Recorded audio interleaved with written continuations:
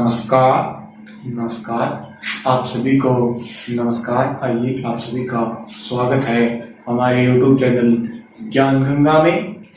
तो चल रहा था हमारा भारत का भूगोल, हमारी चल रही थी इंडियन ज्योग्राफी यानी कि भारत का भूगोल।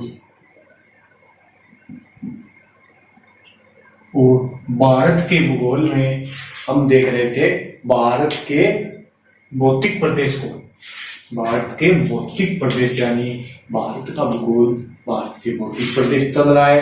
तो आप सभी से रिक्वेस्ट है, थोड़ा शेयर कर दीजिए, थोड़ा कमेंट कर दीजिए और चैनल को सब्सक्राइब कर लीजिए। तो चलिए शुरुआत करते हैं भारत के भौतिक प्रदेश की। भारत के भौतिक प्रदेश, इसमें हम दो भौतिक प्रदेशों को पढ़ चुके। टोटल भौतिक प्रदेश है 6। एनसीईआरटी में 6 भौतिक प्रदेश दिए हुए हैं। 2 भौतिक प्रदेशों को अब पढ़ चुके हैं। नंबर 1 पे पढ़ा था हमने हिमालय को और नंबर 2 पे पढ़ लिया मैदानी भाग को। सबसे ऊपर से चले, हिमालय पढ़ लिया, मैदान पढ़ लिया। अब उसके नीचे है क्या है, पठारी भाग यानी प्रायद्वीपीय भाग। पठारिया प्रायद्वीपीय भाग आज उसको पढ़ेंगे, यानी प्रायद्वीपीय भारत को आज हम पढ़ेंगे। तो चलिए शुरुआत करते हैं। थोड़ा शेयर कर दो और कमेंट कर देना कैसी लगी वीडियो। अपने चलो शुरुआत करते हैं इंडियन ज्योग्राफी के अंदर। Can I run start you भौतिक प्रदेश इंग्लिश। चलिए आज शुरुआत करते हैं भारत के भौतिक प्रदेश में। नंबर 3 नंबर पार्ट आता है प्रायद्वीपीय भारत। प्रायद्वीपीय भारत, प्रायद्वीपीय भारत के आज हम शुरुआत करते हैं 3 नंबर पे। तो इसके लिए सिंपल सा एक नक्शा बना लेता हूं। तो ऐसे बांग्लादेश दिखा दिया, बांग्लादेश दिखाना मेरे को।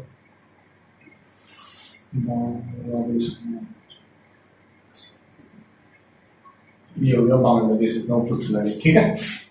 यहाँ पे हो गया बांग्लादेश, सभी को दिखाई दे रहा है। तो ये है अपना प्रायद्वीपीय भारत। ये क्या है, वैसे दक्षिण भारत आ गया। तो इधर क्या है, बंगाल की खाड़ी,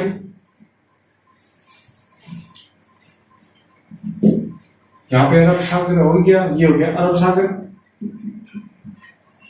और नीचे हिंद महासागर आ गया। तो प्रायद्वीपीय भारत यानी प्रायद्वीप भारत। पहले देखो द्वीप किसको कहते हैं, द्वीप कहते हैं जिसके चारों ओर पानी हो, कोई भी ऐसी उभरी हुई सतह, धरती की सतह जो चारों ओर से पानी से घिरी हो, उसको द्वीप कहते हैं। और प्रायद्वीप कहते हैं जिसके 3 ओर पानी हो, 1, 2 और 3। यानी भारत के इस हिस्से के 3 ओर पानी है, तो ये क्या हो गया, प्रायद्वीप यानी प्रायद्वीप हो, ठीक है। प्रायद्वीप भारत के 3 हिस्से के पानी है, उसको बोल दिया प्रायद्वीपीय भारत। आज इसको पढ़ेंगे तो बहुत बड़ा पोर्शन है, बहुत बड़ा भाग है ये। इसकी आकृति की बात करें, सबसे पहले देखते हैं इसकी आकृति। तो आप सभी को दिखाई दे रही इसकी आकृति कैसी है। आकृति है इसकी त्रिभुजाकार, त्रिभुजाकार, और वो भी आर्कियन शैली में बनी हुई। आर्कियन, आर्कियन युग में बनी हुई, आर्कियन काल में बनी हुई आकृति है इसकी। आर्कियन काल में बनी हुई त्रिभुजाकार आकृति इसकी, आर्कियन काल में बनी त्रिभुजाकार आकृति है प्रायद्वीपीय भारत की। बहुत बड़ा पोर्शन है, लगभग पठारी भाग इसके अंदर आता है, लगभग आधा भाग आ जाता है। इसका क्षेत्रफल देखें, इसका क्षेत्रफल देखें तो ये है 16 लाख वर्ग किलोमीटर, 16 लाख वर्ग किलोमीटर। यानी पूरे भारत का क्षेत्रफल है 32 लाख, इसमें से आधा तो यही हो गया 16 लाख, तो आधे भारत का है। यानी सबसे बड़ा भौतिक प्रदेश है, सबसे बड़ा भौतिक प्रदेश, सबसे बड़ा भौतिक प्रदेश। भारत का सबसे बड़ा भौतिक प्रदेश कौन सा है, प्रायद्वीपीय भारत। क्षेत्रफल 16 लाख वर्ग किलोमीटर। सबसे बड़ा भौतिक प्रदेश आकृति त्रिभुजाकार, तीन बात बताइए, प्रायद्वीप, आकृति त्रिभुजाकार और क्षेत्रफल सबसे बड़ा भौतिक प्रदेश हो गया। अब देखो इसके बाद में देखते हैं इसकी लंबाई की बात करें, कलर चेंज कर दीजिए। ऐसे इसकी लंबाई है, ये है 1600 किलोमीटर और ऐसे इसकी लंबाई है, ये है 1400 किलोमीटर। उत्तर से दक्षिण लंबाई है इसकी भूभाग की या भौतिक प्रदेश की 1600 किलोमीटर, पूर्व से पश्चिम है 1400 किलोमीटर। लंबाई कोई नहीं पूछे तो मैं बता देता हूं। इसके बाद में भारत का सबसे बड़ा हो गया और इसकी औसत ऊंचाई की बात करें, थोड़ा ऊपर उठो आगे, तो औसत पठार है तो पठार मैदान से थोड़ा ऊंचा होगा। औसत ऊंचाई है इसकी, ये है 800 से 900 मीटर, सॉरी 600 से औसत ऊंचाई, औसत ऊंचाई है इसकी 600 से 900 मीटर। और इसकी ढलान की बात करें, एक सीधो सो सख्त स्क्रीनशॉट ले लो, फिर मैं पेज पलटन हो गई।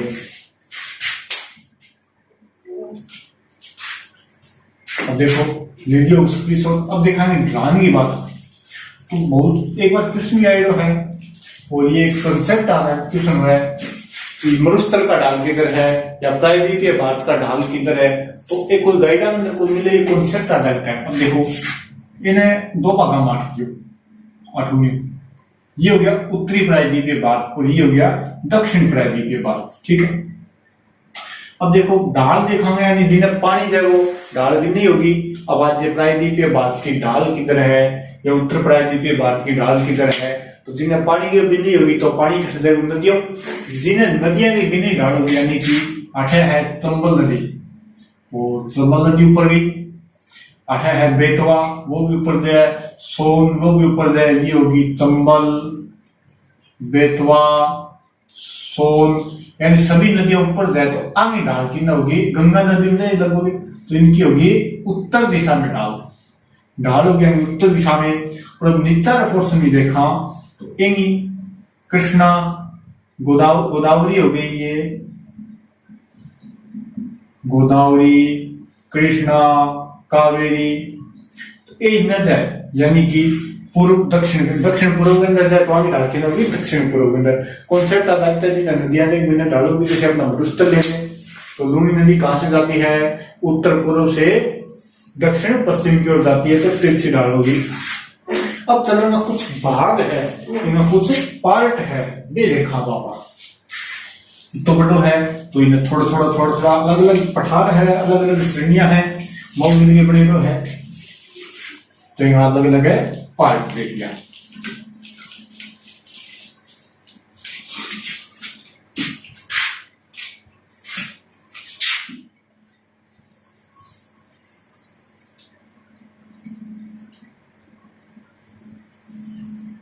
ये है जिसमें बढ़िया है।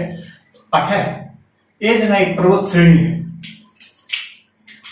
अभी ना ये पार्ट देखा आप बढ़िया किया, तो अठ एक पर्वत श्रेणी है,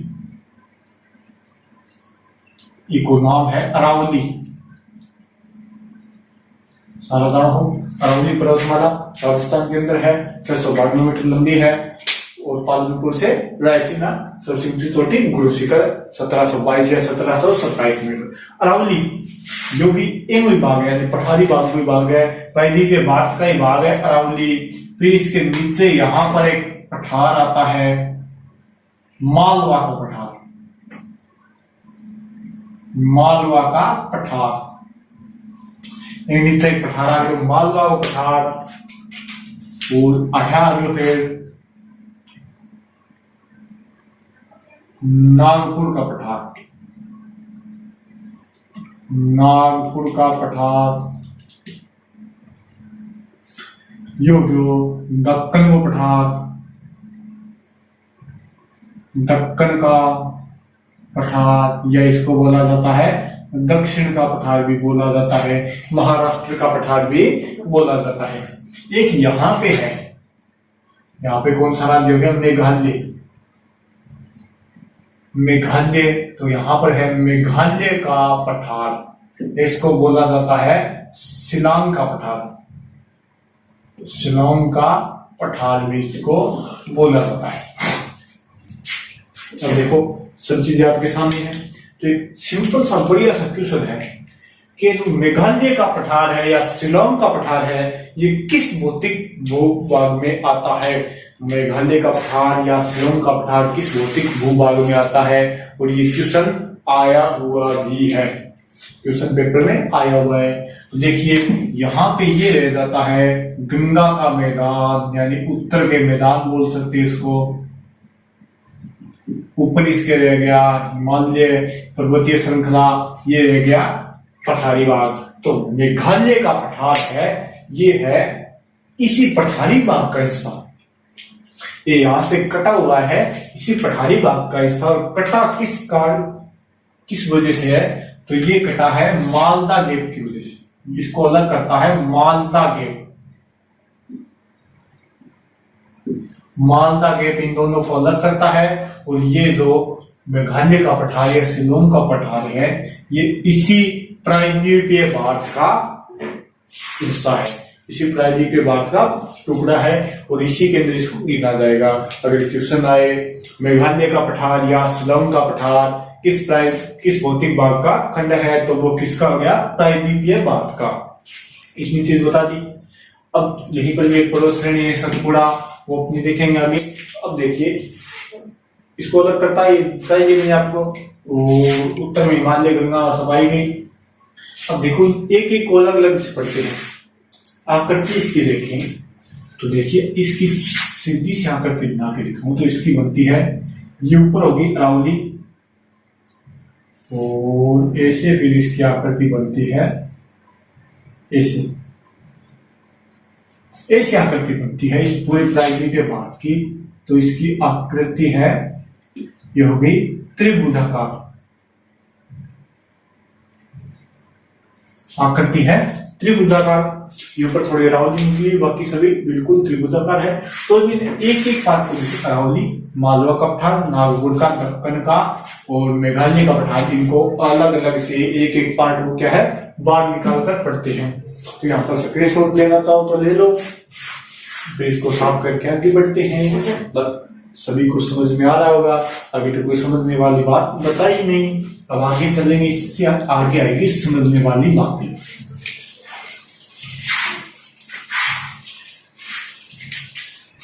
नंबर 1 पे आती है अरावली, और अरावली यहाँ पर हम नहीं पढ़ेंगे क्योंकि अरावली वैसे तो सभी राजस्थान से सभी को पता है, अरावली के बारे में सभी पढ़ा हुआ है सभी का। और वैसे भी अपने राजस्थान ज्योग्राफी में इसके ऊपर 3-4 पार्ट बना के इसको अच्छे से 3-4 दिन में कंप्लीट किया हुआ है, तो इसकी कोई पढ़ाने की दिक्कत नहीं है। लेकिन अगर इंडिया जीके की वजह से इसको पूछा जाएगा तो वो 4 ही बात पूछी जाएगी, वो आपको अच्छे से लिखवा देता हूँ।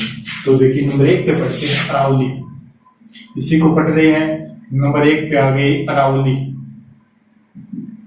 पर्वतमाला। अरावली पर्वतमाला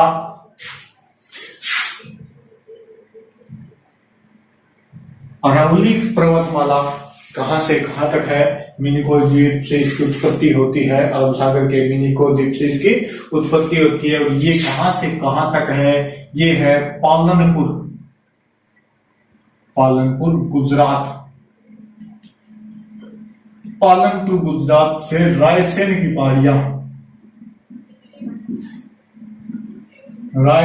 पहाड़ियां दिल्ली तक ये फैली।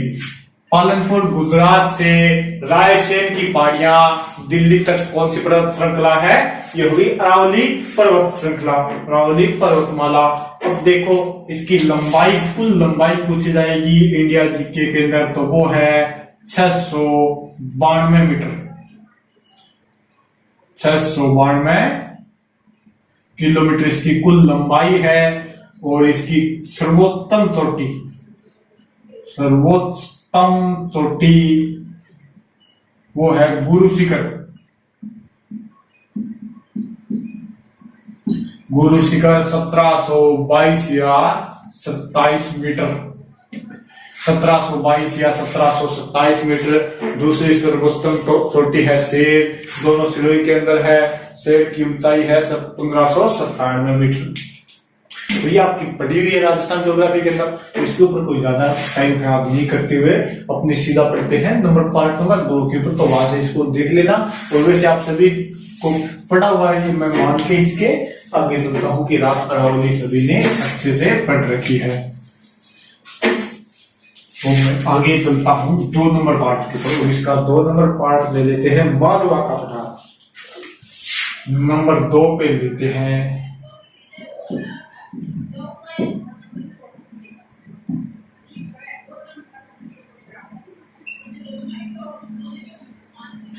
मालवा का पठार। अब देखो मालवा का पठार ये हो गया अपने मालवा का पठार।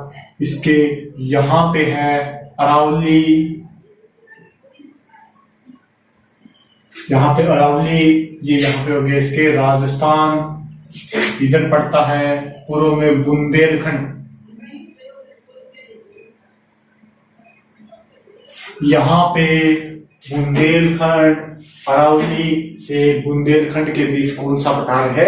ये हो गया मालवा का पठार, मालवा का लावा पठार।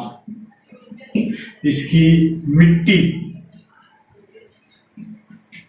इसकी है काली मिट्टी।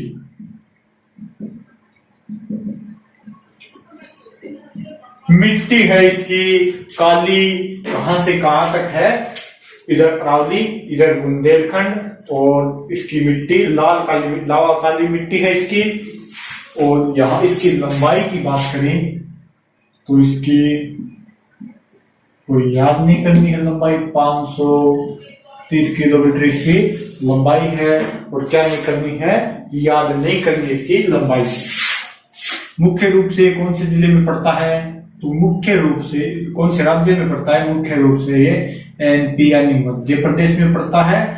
और इसकी ढाल की बात करें तो ढलान सभी को पता है, एमपी से निकलने वाली सभी नदियां गंगा की ओर जाती है। तो इसकी ढलान किधर हो गई? उत्तर में। ढलान यहीं पर हो गई गंगा की तरफ उत्तर के अंदर। तो देखो इसका क्षेत्रफल कुछ याद नहीं करना है तो भी बता देता हूँ। क्षेत्रफल है 1.5 लाख वर्ग किलोमीटर यानी 1.5 लाख वर्ग किलोमीटर जगह को घेरता है। मालवा का पठार है। अरावली से बुंदेलखंड यहाँ पे इसके बीच में आ जाती है। इस तरह आता है जाता है विंध्यन। यहाँ पे आ गया विंध्यन पर्वत श्रृंखला। यहाँ पे आ गई मालवा का पठार, जो आरोती के पठार का भी हिस्सा है ये। तो इसके अंदर आ गई मालवा का पठार। मिट्टी लावा वाली काली मिट्टी है इसकी। और मुख्य रूप से किस जिले के अंदर है? एमपी के अंदर ये स्थित है। ढाल है इसकी उत्तर के अंदर। ढाल इसकी गंगा नदी की तरफ उत्तर के अंदर है। और क्या है? लंबाई इसकी याद नहीं करनी है, कितनी है? 530 किलोमीटर। क्षेत्रफल 1.5 लाख वर्ग किलोमीटर। आगे चलते हैं। नंबर 2 मालवा हो गया। नंबर 3 पे चलते हैं। और नंबर 3 पे लेते हैं नागपुर का पठार। ये थोड़ा महत्वपूर्ण है। नागपुर का पठार, छोटा नागपुर का पठार बोला जाता है इसको। यो नंबर 3 पे आ गया छोटा नागपुर का पठार। छोटा नागपुर का पठार, इसके कोई ज्यादा क्षेत्रफल नहीं, बड़ा नहीं है ज्यादा। 87,000 वर्ग किलोमीटर क्षेत्रफल के अंदर फैला हुआ है। मुख्य रूप से किस जिले के अंदर है? सॉरी, किस राज्य के अंदर है मुख्य रूप से? तो ये है झारखंड के अंदर। झारखंड के अंदर मुख्य रूप से। और पश्चिम बंगाल का एक जिला आता है इसके अंदर। पुरुलिया करके एक जिला आता है पश्चिम बंगाल का।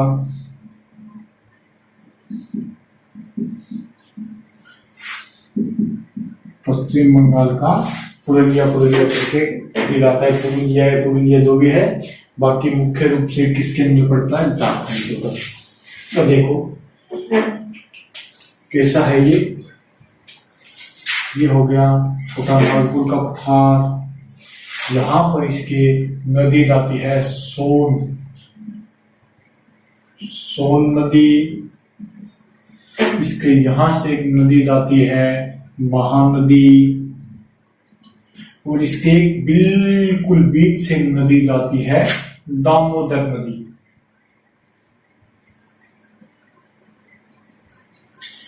ये दामोदर नदी है, ये भ्रश घाटी नदी है। भ्रश घाटी नदी क्यों बोला जाता है इसको? भ्रश घाटी क्या होती है, मान लो एक कोई पहाड़ है, ये पहाड़ है, इसके बीच में से नदी बह रही है, और नदी धीरे धीरे नीचे की जमीन को काटती है। तो ये काटती क्या होगी, पहाड़ के तल तक पहुंच गई। अब नदी इसके पहाड़ के तल से बह रही है, और जब पहाड़ के ऊपर से देखेंगे तो नदी क्या नीचे लकीर से दिखाई देगी, यानी कि क्या है, भ्रश घाटी के अंदर बहती हुई दिखाई देगी, सिकुड़ी हुई दिखाई देगी। तो वो सिस्टम ये कि इस पठार को दो भागों में बांटती है दामोदर नदी। ये क्या है, भ्रश घाटी नदी। भ्रश घाटी नदी इस पठार को क्या है, दो भागों में बांटती है। पठार को दो भागों में बांटती है। कौन कौन से दो भाग? ऊपर वाला ये भाग, ऊपर वाला भाग हजारीबाग पठार,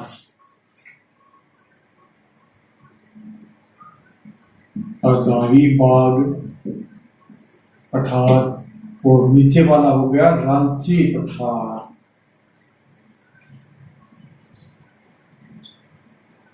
नीचे वाला हो गया रांची पठार, ऊपर वाला हो गया हजारीबाग पठार, और इसी के यहीं पर है ऊपर वाले को बोला जाता है कोडरमा पठार।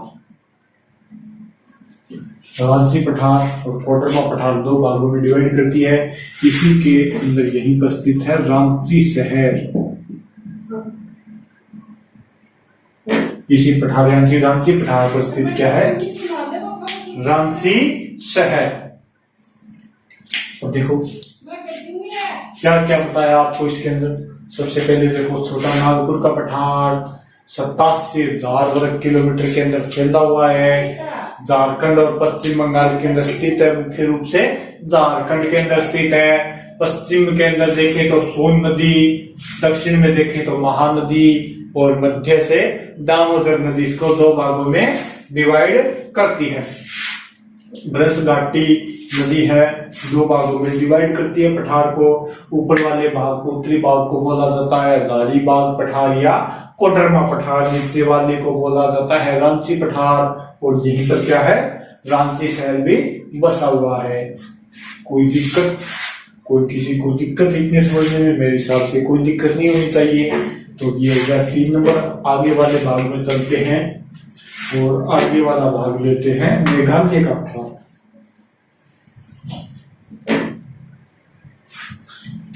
नंबर 4 पे दे देते हैं मेघालय का पठार।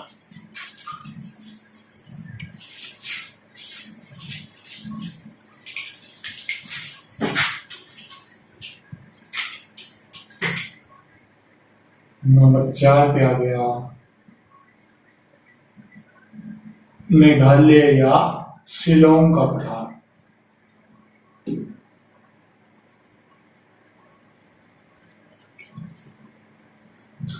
मेघालय या शिलोंग का पठार है, इसी का भाग है प्रायद्वीपीय भारत का। और मालदा गेप इसको, ये यहाँ पे हो गया मालदा गेप।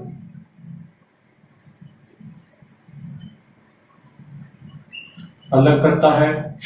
इसके अंदर कुछ पहाड़ियां हैं, 3-4 पहाड़ियां हैं, उन्हीं को पूछा जाता है गारो, खासी, जैंतिया या मिकिर। गारो, खासी, जैंतिया और मिकिर, ये है गारो। इसी क्रम में है, इसी क्रम में आपको याद करनी है। गारो, खासी, जयंतिया और मिकिर, ये यहाँ की प्रमुख पहाड़ियां हैं। किप्पाकार पहाड़ियां हैं, ये क्या है? किप्पाकार पहाड़ियां। और इन्हीं की वजह से चेरापूंजी हो गया और मासिक डाउ, इन्हीं की वजह से यहाँ पर सर्वाधिक बारिश होती है। क्यों होती है? क्योंकि किप्पाकार पहाड़ियां, जैसे इधर से बारिश बादल आ रहे हैं, अगर सीधा पहाड़ होगा तो उस बादल से टकराएगा और फिर ऊपर चला जाएगा। अगर पहाड़ ऐसे होगा तो उस बादल से टकराएगा इधर से और ऊपर चला जाएगा। लेकिन अगर पहाड़ ऐसे होगा, आगे पहाड़ ऐसे डटा हुआ है, ऐसे है सीधा पहाड़, ये पहाड़ हो गया मान लो, तो यहां से आएगा तो इसी के बाद टकराने के बाद यहीं पर इसको बारिश करनी पड़ेगी। तो ये क्या होगी? किप्पाकार पहाड़ियां, और इन्हीं की वजह से यहाँ पर सर्वाधिक बारिश होती है। बादल आते हैं, इनसे टकराते हैं और बरस जाते हैं। फिर थोड़ा मौसम चेंज होता है, उमस होती है, दोबारा बादल बनते हैं, इससे टकराते हैं और बरस जाते हैं। तो यहाँ पर विश्व की सबसे ज्यादा वर्षा वाला क्षेत्र भी यहीं पर है, मासिंगजाव। तो ये पहाड़ियां गारो, खासी, जयंतिया और मिकिर, और इस खासी पहाड़ी के ऊपर स्थित है शिलोंग शहर। शिलोंग शहर भी इसी खासी पहाड़ी के ऊपर स्थित है और इसकी ऊंचाई है 1965 मीटर। 1965 मीटर खासी पहाड़ी शिलोंग शहर स्थित है। ये हो गया, ये अब दक्कन का पठार। अब देखते हैं दक्कन का पठार, इसकी कोई खास बात बता दी आपको, जितनी भी है टफ टॉपिक है, लेकिन पार्टों में बांट के पढ़ेंगे तो अच्छे से समझ में आ जाएगा। अब देखते हैं नंबर 5 पे आ जाएगा दक्कन का पठार।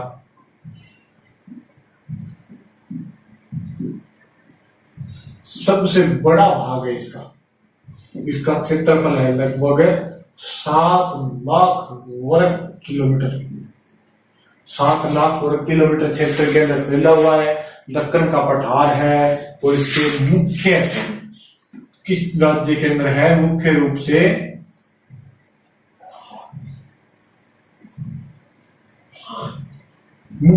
से यह है महाराष्ट्र के अंदर है।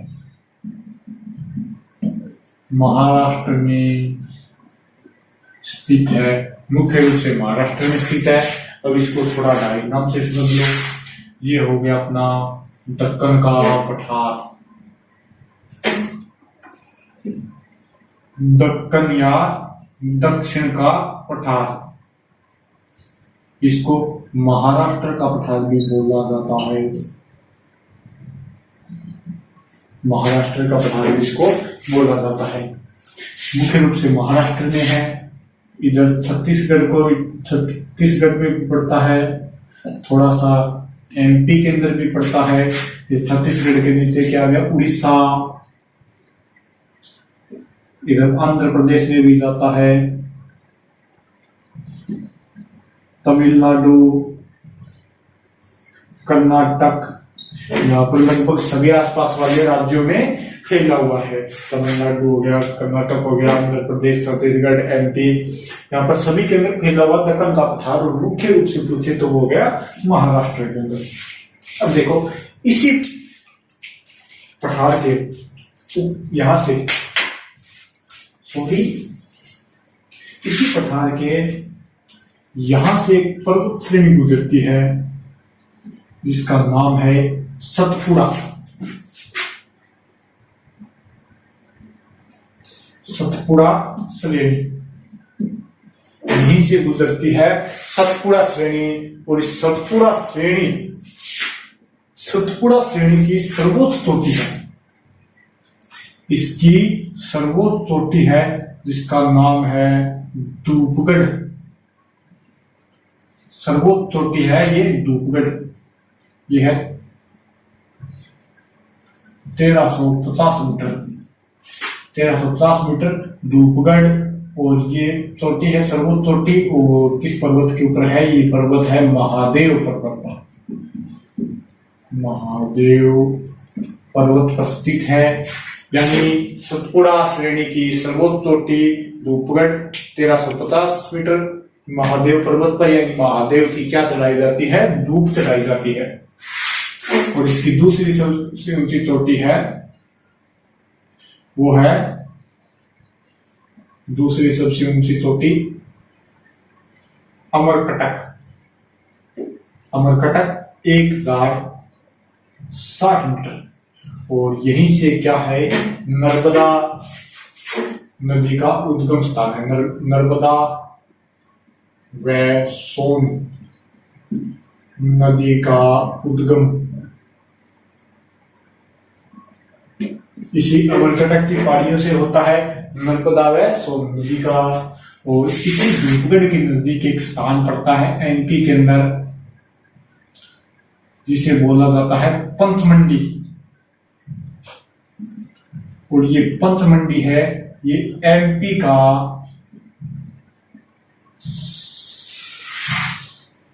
सबसे स्वस्थतम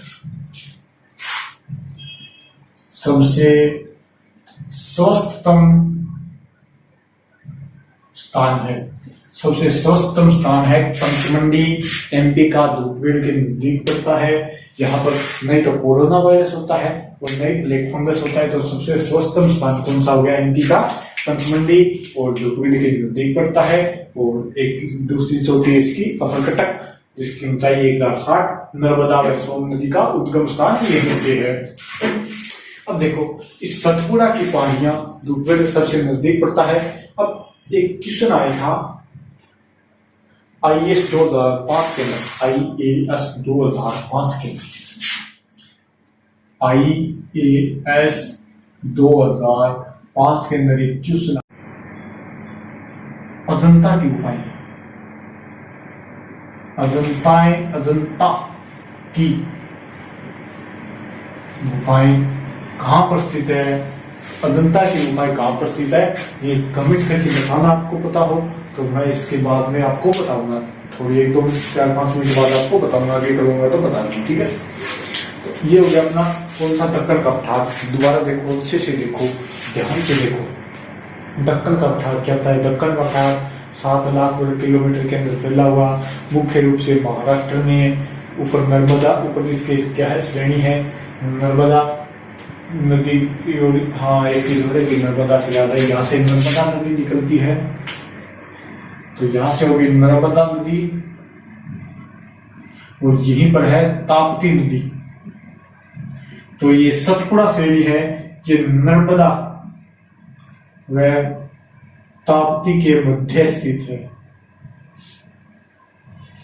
नर्मदा व ताप्ती के मध्य कौन सी श्रेणी स्थित है, सतपुड़ा श्रेणी। और इसके बाद मुख्य रूप से महाराष्ट्र में आ गया, छत्तीसगढ़, उड़ीसा, आंध्र प्रदेश, तमिलनाडु, कर्नाटक के अंदर भी फैला हुआ है। सतपुड़ा की सर्वोच्च चोटी है धूपगढ़, 1350 मीटर। महादेव पर्वत पर महादेव की क्या चढ़ाई जाती है, वो भी 1350 वाली।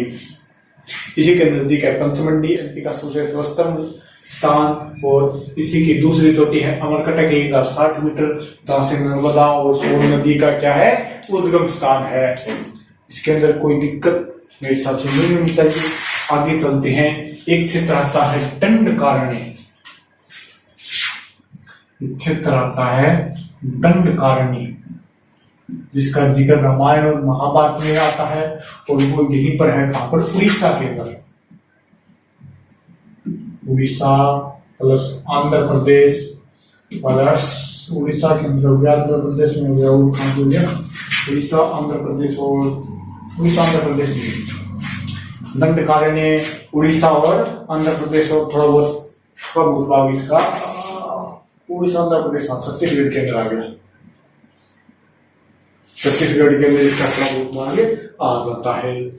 तो आपको समझ में आया होगा किसी।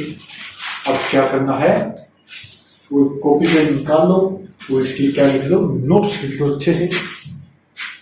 मैं दिखा देता हूं। मैं कितना हो गया, 35 मिनट हो गई।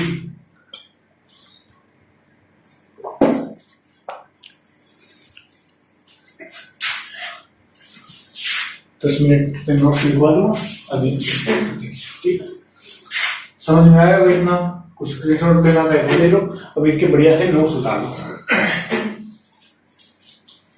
सबसे पहले हेडिंग डालो प्रायद्वीपीय भारत।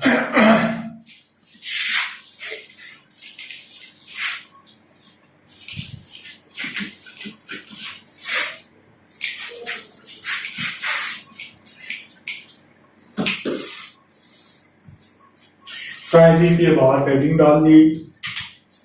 इसके आगे लिखो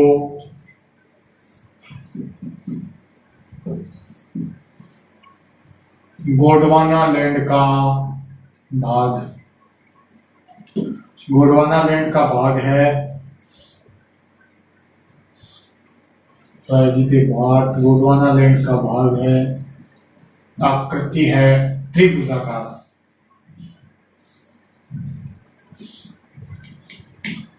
निर्माण इसका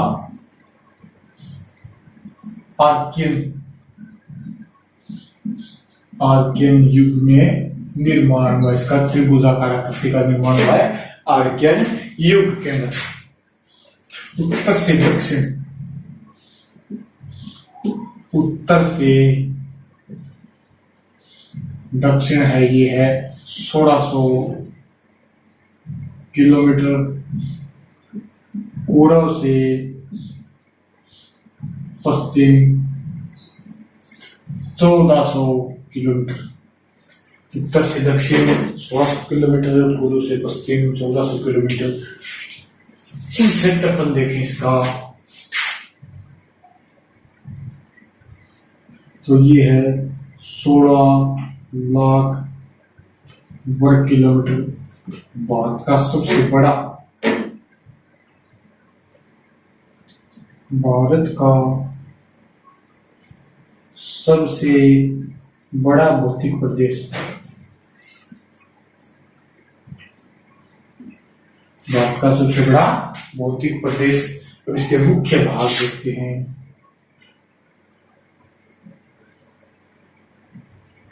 मुख्य भाग में नंबर 1 पे आता है अरावली। नंबर 1 पे आ गया अरावली। इसके तो पहले लिखवा चुका हूँ, तो एक बार और लिख लो। पालनपुर गुजरात से रायसेन की पहाड़ी दिल्ली तक, कुल लंबाई 692 मीटर। सर्वोच्च चोटी गुरु शिखर 1722 या 27 मीटर। दूसरी सर्वोच्च चोटी इंडिया जी के अंदर नहीं पूछी जाएगी क्योंकि शेर है 1597 शेर के अंदर। ठीक है, नंबर 2 पे कौन सा हो जाना फिर?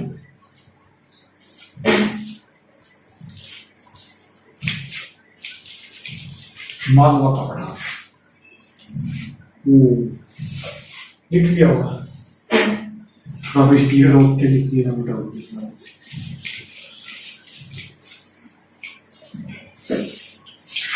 नंबर 2 पे, नंबर 2 पे आ गया मालवा का पठार।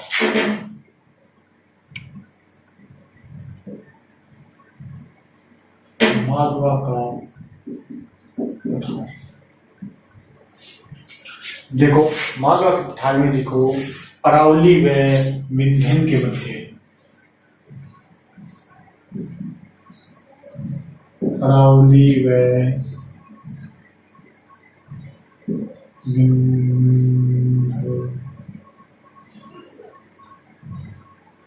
विंध्याचल की मध्य, अरावली व विंध्याचल के मध्य पठार कौन सा है? मालवा का पठार। लावा निर्मित है, मिट्टी का रंग है काला।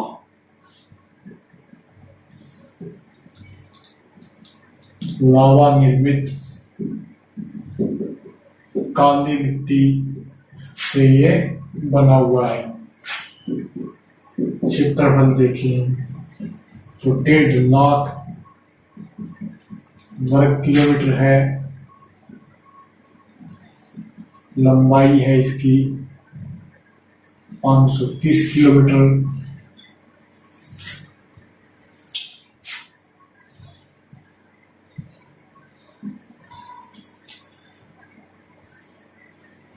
पश्चिमी अरावली से पूर्व में बुंदेलखंड तक, पूर्व में बुंदेलखंड तक हो गया। और क्या बताया जाए,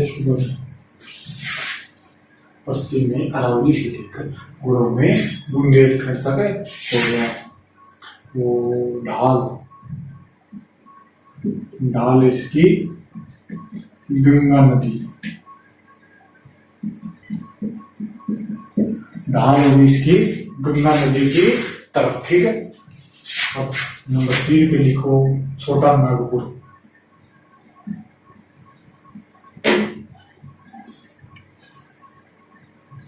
छोटा नागपुर का पठार। 3 नंबर पे आ गया छोटा नागपुर का पठार। क्षेत्रफल 87,239 वर्ग किलोमीटर, सॉरी 87,239 वर्ग किलोमीटर क्या होगा इसका क्षेत्रफल हो गया। उत्तर पश्चिम में सोन नदी से, उत्तर पश्चिम में सोन नदी से दक्षिण पूर्व में महानदी तक।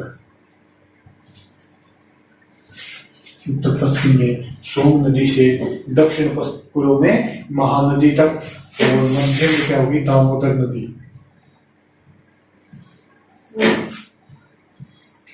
मध्य में दामोदर नदी, मध्य में होगी इसके दामोदर नदी।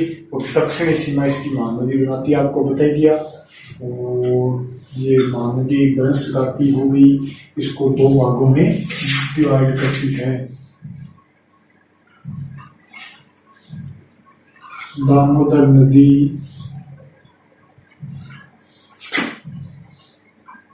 इस पठार को 2 भागों में बांटती है। कौन कौन से हो गए 2 भाग? दामोदर नदी इस पठार को 2 भागों में बांटती है। कौन कौन से है 2 भाग? नंबर 1 पे आ गया, उत्तर में हो गया हजारीबाग पठार, या इसको बोला जाता है कोडरमा का पठार। और नंबर 2 यानी दक्षिण में हो गया रांची का पठार। और इसी रांची के पठार पर क्या है, रांची शहर बसा हुआ है। और ये छोटा नागपुर का मुख्य रूप से कहाँ है, झारखंड के अंदर, मुख्य रूप से झारखंड के अंदर है।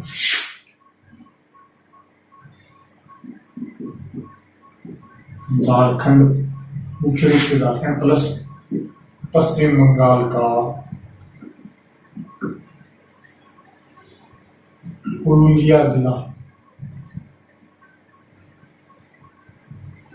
पुरुलिया जिला तक ये फैला हुआ है। तो ये हो गया छोटा नागपुर का पठार। और इसको क्या बोला जाता है, खनिजों का अजायबघर भी इसको बोला जाता है, खनिजों का अजायबघर। खनिजों का अजायबघर बोला जाता है। इंडिया जीके के अंदर आए खनिजों का अजायबघर, तो वो होगा छोटा नागपुर का पठार। राजस्थान के अंदर आए तो बहुत बात है, अपने राजस्थान को बोल देते हैं, बाकी वास्तव में यही है छोटा नागपुर का पठार। इसके बाद में नंबर 4 पे आ गया मेघालय का पठार या शिलोंग का पठार।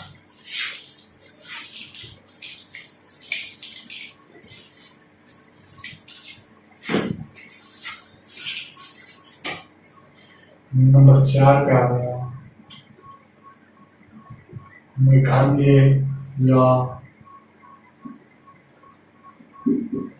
शिलोंग का पठार। ऊपर दिखे छापन दिखे दिखे मेघालय शिलोंग का पठार भारतीय प्रायद्वीप से देखो भारतीय प्रायद्वीप से मालदा गेप की वजह से अलग हुआ। मालदा गेप जैसे इसको अलग हो गया। मालदा गेप को राजमहल गेप भी बोला जाता है। इसको क्या बोला जाता है? एक और नाम इसका मालदा गेप का, इसको बोला जाता है राजमहल गेप। राजमहल गेप इसको बोला जाता है मालदा गेप या राजमहल गेप भी बोला जाता है। के बाद में इसका क्षेत्रफल देखें तो क्षेत्रफल है 35,291 वर्ग किलोमीटर। 35,291 वर्ग किलोमीटर। मुख्य पहाड़ियां है इसकी गारो, खासी, जैंतिया और न्यूकिल। गारो, खासी, जैंतिया, न्यूकिल। अब देखो खासी पर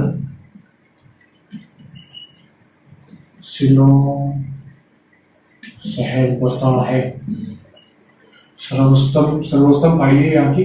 इसकी है 1965 मीटर ऊंचाई इसकी। ठीक है, 1965 मीटर ऊंचाई के ऊपर ये बसा हुआ है। सर्वोत्तम इसकी ऊंचाई है। इसके बाद में तुम करोगे शिलोंग इसका, और इसके बाद में क्या कराया आपको? दक्कन का पठार। तो लिख लो पूरा हिसाब करिए इसको। इसके बाद में आपको कराया था दक्कन का पठार। दक्कन का पठार कहां से कहां तक है? त्रिभुज आकृति का है। लिखो लिखो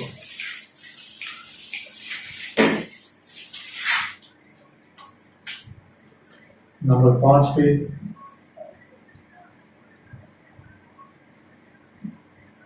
दक्कन का पठार।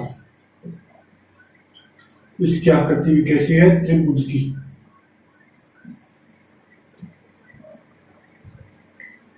त्रिभुजाकार इसकी आकृति है। क्षेत्रफल की बात करें तो ये है 7 लाख वर्ग किलोमीटर इसका क्षेत्रफल है। निर्माण इसका किनसे हुआ है? प्राचीन रवेदार चट्टानों सेलों से, चट्टान से बोल सकते हैं उसका। और सब इसकी कुछ श्रेणियां हैं। निम्न श्रेणियां हैं। इसकी कुछ श्रेणियों में बात बता दें इसको, और कहां कहां पर पड़ता है ये हो गया। मुख्य रूप से महाराष्ट्र, मुख्य रूप से महाराष्ट्र में हो गया। और कहां कहां पर पड़ता है ये? मुख्य रूप से महाराष्ट्र में हो गया। और इसके अलावा छत्तीसगढ़, यानी छत्तीसगढ़ हो गया, आंध्र प्रदेश हो गया, छत्तीसगढ़, आंध्र प्रदेश, उड़ीसा, तमिलनाडु प्लस कर्नाटक। उड़ीसा, तमिलनाडु, कर्नाटक, छत्तीसगढ़, आंध्र प्रदेश और एमपी के अंदर भी पड़ता है। ये मुख्य रूप से हो गया महाराष्ट्र के अंदर पूछे तो इसकी कुछ श्रेणियां हैं। इसको बांटा गया है कुछ भागों के अंदर। जैसे हो गया महाराष्ट्र का पठार, लिख लिया होगा सभी ने, लिखा था, स्क्रीनशॉट ले लो।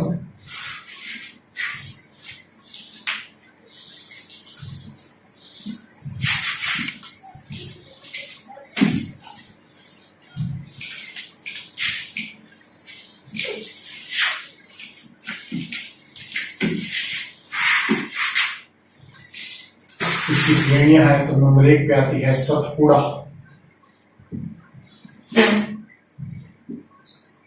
सतपुड़ा श्रेणी सतपुड़ा श्रेणी नर्मदा व ताप्ती के मध्य, नर्मदा व ताप्ती के मध्य स्थित है सतपुड़ा श्रेणी। और बेसाल्ट, इसका निर्माण हुआ है बेसाल्ट प्लस ग्रेनाइट से। इसका क्या हुआ है? निर्माण हुआ है। ग्रेनाइट से इसका निर्माण हुआ है बेसाल्ट प्लस ग्रेनाइट से। सर्वोच्च चोटी धूपगढ़,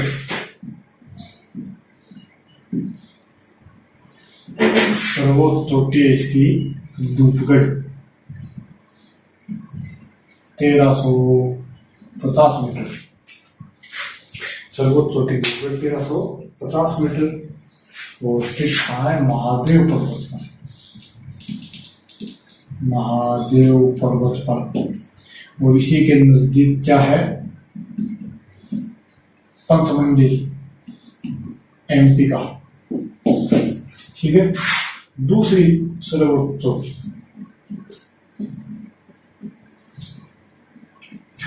दूसरी सर्वोच्च चोटी है अमरकटक।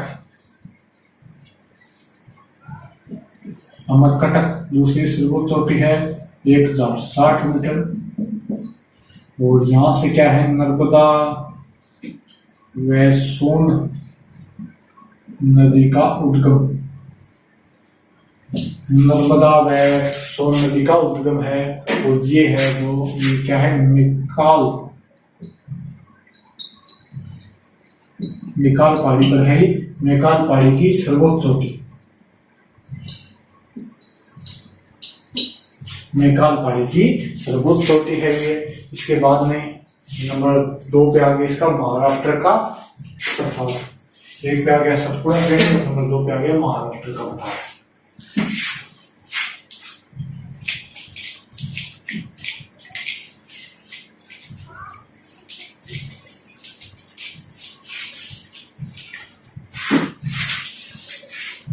नंबर 2 पे आ गया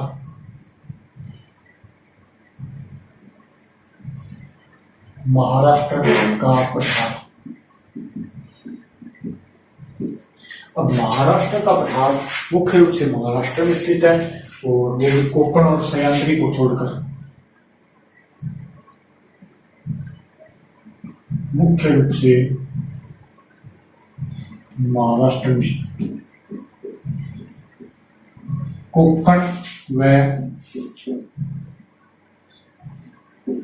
सह्याद्री को छोड़कर बाकी सभी के अंदर क्या है? महाराष्ट्र का पठार है। इसके कुल 5 भाग है। इसके 5 भाग है। अब वो क्वेश्चन मैंने आपसे पूछा था आईएएस 2005 में आया था कि अजंता की गुफाएं कहाँ है, उसका आंसर अब आपको मिलेगा। इसके इतने भाग है, 5 भाग है। नंबर 1 पे आ गया अजंता श्रेणी, और उसका आंसर भी यही था। अजंता श्रेणी में क्या है? अजंता की गुफाएं। नंबर 2 पे आ गया आपका गोदावरी घाटी,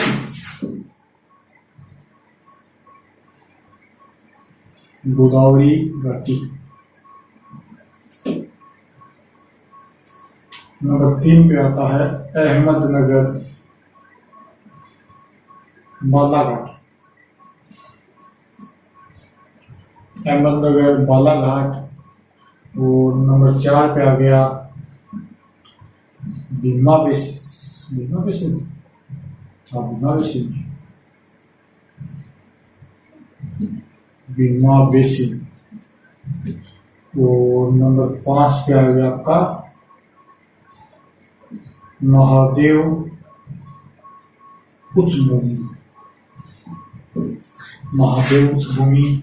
इसके बाद में दंडकारण्य, दंडकारण्य कहाँ स्थित है? 3 राज्यों के अंदर स्थित है दंडकारण्य। ये तो हो गया।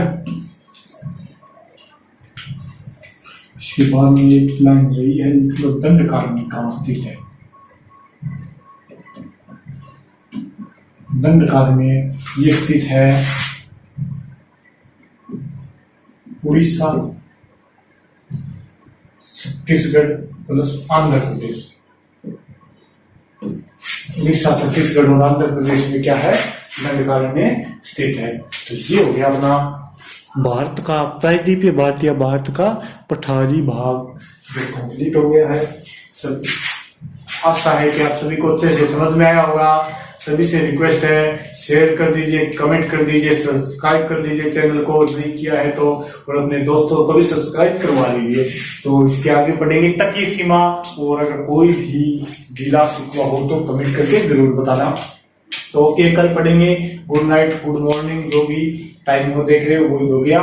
ओके, रामा श्यामा आप सभी को, और ओके, थैंक यू, बाय।